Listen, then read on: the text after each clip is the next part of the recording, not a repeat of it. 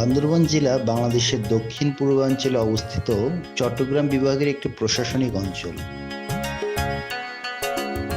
পূর্ব রাঙ্গামাটি, খাগড়াছড়ি ও বান্দরবান একসাথে একটি জেলা ছিল।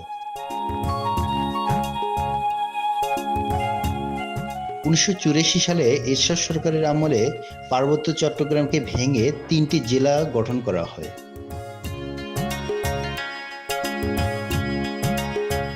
1960 সালের আগে পার্বত্য চট্টগ্রাম জেলার অংশ ছিল। 1960 সালে চট্টগ্রামকে ভেঙে পার্বত্য চট্টগ্রাম গঠন করে ব্রিটিশ সরকার।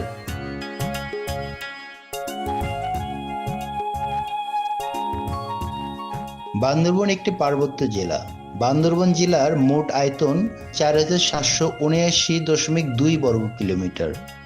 বান্দরবান জেলার নামকরণ নিয়ে একটি কিংবদন্তি রয়েছে।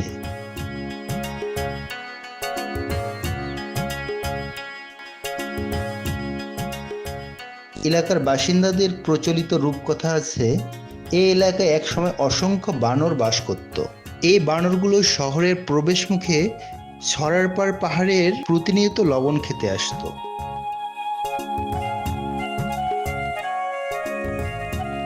এক সময় অনবরত বৃষ্টির কারণে ছড়ার পানি বৃদ্ধি পাওয়ায় বানরের দল ছড়া পার হয়ে পাহাড়ে যেতে না পারায় একে অপরকে ধরে ধরে সারিবদ্ধভাবে পার হয়। বানরের ছড়া পারাপারের এই দৃশ্য দেখতে পায় ওই জনপদের অনেক মানুষ। তখন থেকে এই এলাকার নাম হয় বান্দরবান।